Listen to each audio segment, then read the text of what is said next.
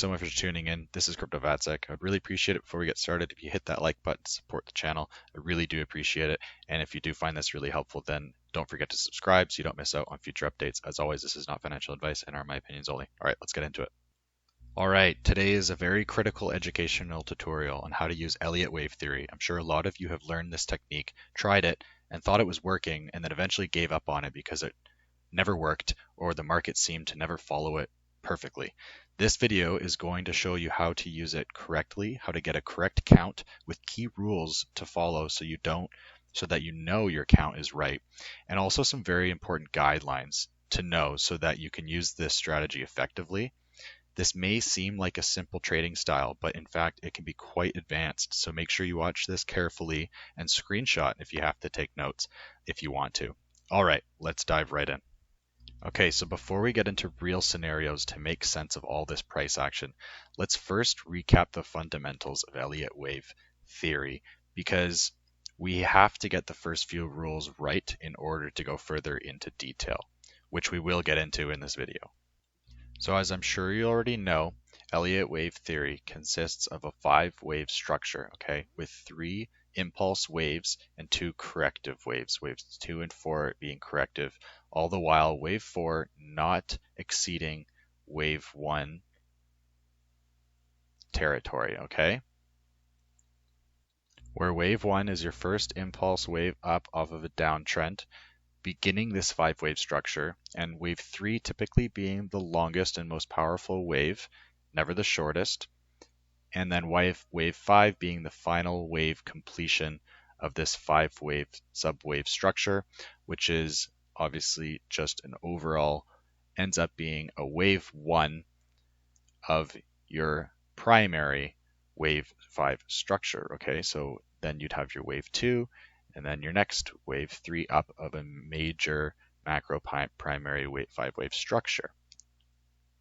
And the reason this is because price is fractal. So you will zoom in on much lower time frame and you will see the same 5-wave structure to complete these sub waves or primary waves as such. Okay. Now, on our corrective wave 2 and wave 4, we will see our ABC Elliott wave correction here.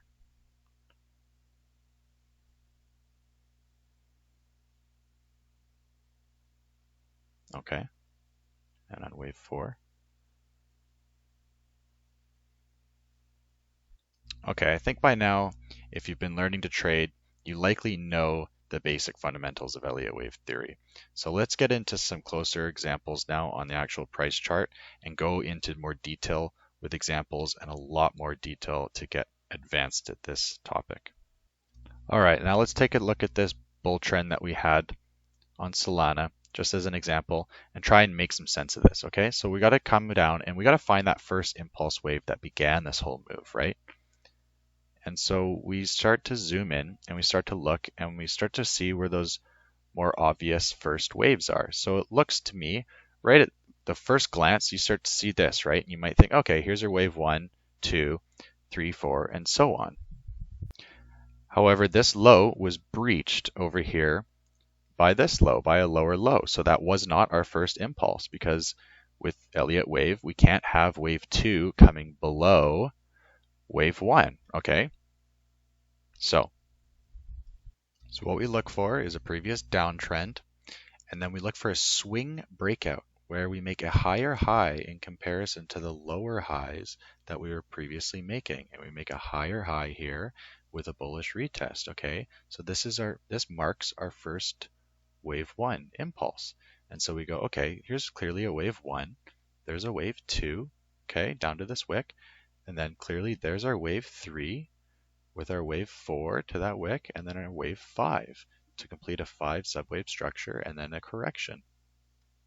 Well, then we just go further into price and we see another 5-wave structure, right? So we had our correction, our ABC down, and then we have our wave 1, 2, 3, 4, wave 4 not exceeding wave 1 peak, and then our wave 5 for another 5-wave completed structure.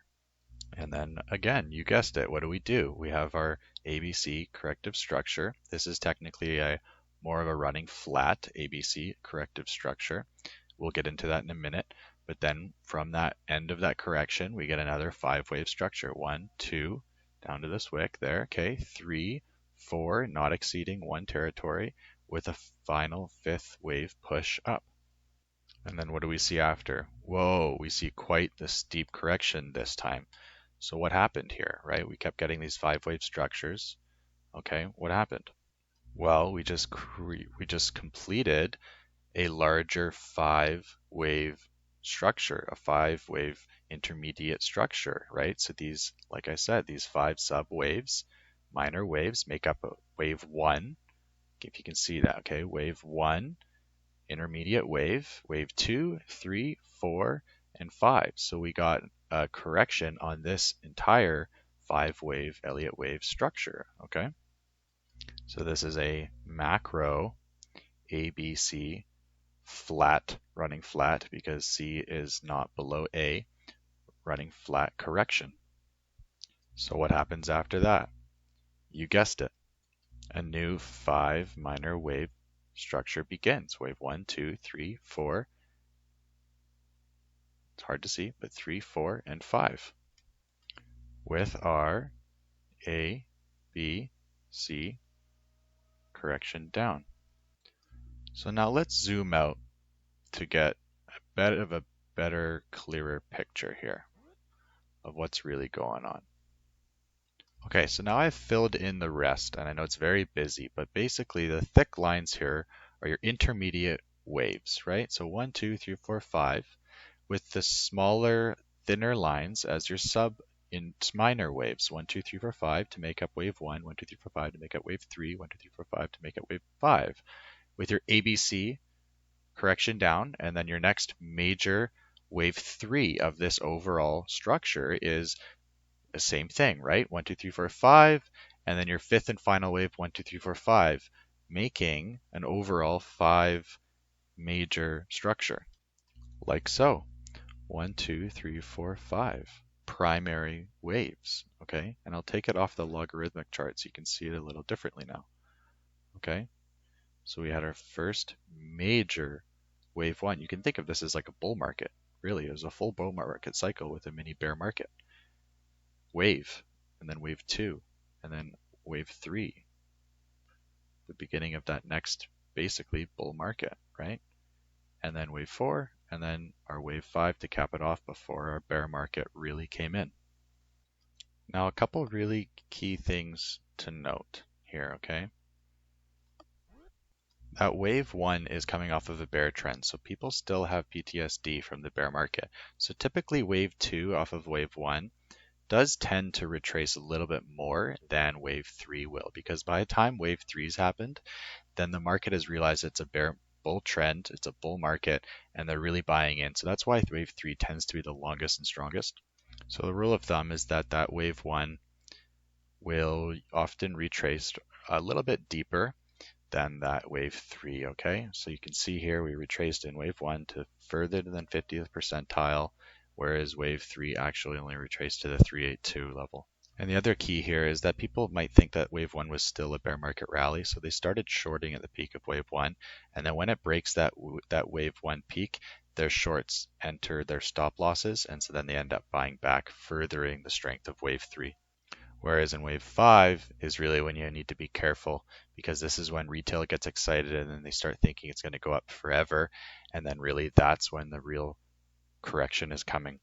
And typically for targets, people will use off the first wave a 1-to-1 extension for the third wave target, and then oftentimes they'll use the 1.618 fib for a target of the 5th wave. Doesn't mean that this always happens, it's just a rule of thumb. And looking for entries, you'll take your fib from the full length of wave 1 to look for your 618 entry on the fib, typically around that area, and then on your wave 3 from the top to the bottom as well. Typically, if wave 1 retraced further to the 618, you'll look for closer to the 50th to the 382 level for an entry on wave 2. And don't forget to not take your fib of wave 5, because you should be taking it for the full entire move, looking for that entry in that sweet spot of the entire move of that 5-wave structure coming to completion and making its ABC down.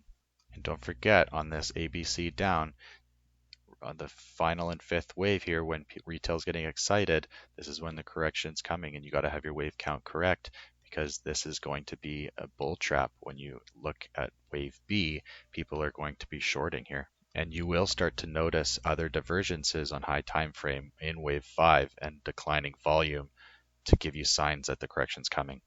And that's ultimately the key. The secret in Elliot Wave lives in counting correctly. Be careful out there, and I really hope you enjoyed this video and you found it helpful. Thank you so much. We'll see you on the next one. Bye.